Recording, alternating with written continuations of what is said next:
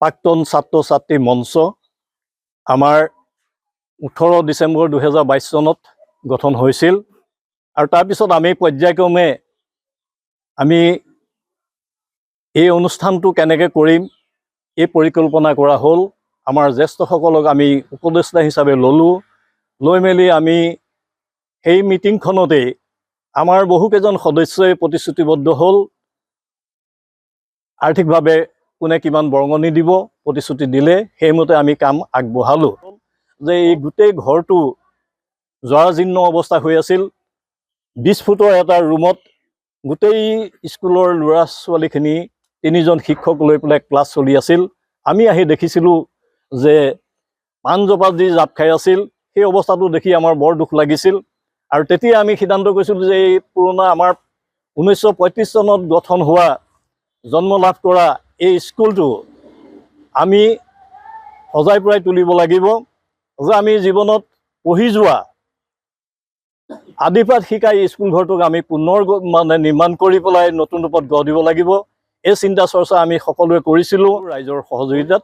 সেই গোটেইখিনি লগাই আমি 5,19,000 টকাৰ এই ঘৰটি আমি সম্পূৰ্ণ কৰিলোঁ। জিলা ভিত্তিত হোৱা বিদ্যাঞ্জলি এৱাৰ্ড আমাৰ স্কুলে লাভ কৰিছোঁ আমি। যে আৰু আমাৰ বিদ্যাঞ্জলিৰ আমাৰ যোৰহাট জিলাৰ ভিতৰত আমি প্ৰথম স্থান পাইছোঁ। আশা কৰিছোঁ যে চৰকাৰে এই স্কুলখনৰ আধৰুৱা কামখিনি সম্পূৰ্ণ কৰিবৰ কাৰণে আমাক আৰ্থিকভাৱে কিছু সহায় কৰিব বুলি আমি আশা কৰিছোঁ। আজি আমি অতিশয় আনন্দিত হৈছোঁ।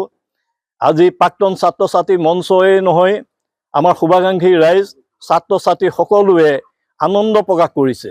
আৰু যিদিনাখনি এই কথাটো মই আকৌ অৱগত কৰিবলৈ গৈছোঁ যে যিদিনাখনি এই স্কুল ঘৰটো সম্পূৰ্ণ হৈছে, এই ৰুম চাফ চিকুণ কৰি খুলি দিয়া গৈছে, ল'ৰা ছোৱালীখিনিয়ে যেতিয়া কিৰিলি মাৰি আহি স্কুল ৰুমটোত সোমাইছিল, সেইদিনা তেওঁবিলাকৰ আনন্দ দেখি মোৰ নিজৰে চকুপানী ওলাই গৈছিল। তেওঁবিলাকে বহুত কষ্টত পাঠদান কৰিবলগীয়া হৈছিল।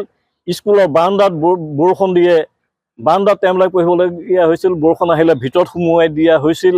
এনেকুৱা ধৰণৰ পৰ্যায়ত তেওঁবিলাকে দিন অতিবাহিত কৰিছিল। গতিকে আমি সন্তোষ হ'লোঁ, আনন্দ প্ৰকাশ কৰিলোঁ যে নিজে পঢ়ি যোৱা স্কুলখন আমি প্ৰত্যেকে দান বৰঙণিত আজি আমি পুনৰবাৰ গঢ় দি আমাৰ স্মৃতিক আমি যুগমীয়া কৰি ৰাখিবলৈ আজি আপোনালোকৰ সহযোগত আমি প্ৰচেষ্টা চলাই আজি সফল হ'লোঁ। তাৰ কাৰণে মই সকলো দাতালৈ মই ধন্যবাদ জনাইছোঁ আৰু ভৱিষ্যতলৈও এই ঠিক আপোনালোকৰ সহযোগিতা কামনা কৰিলোঁ। ধন্যবাদ। যিকোনো খবৰৰ বাবে যোগাযোগ কৰক 7099017330 লগতে 7099017110 নম্বৰত।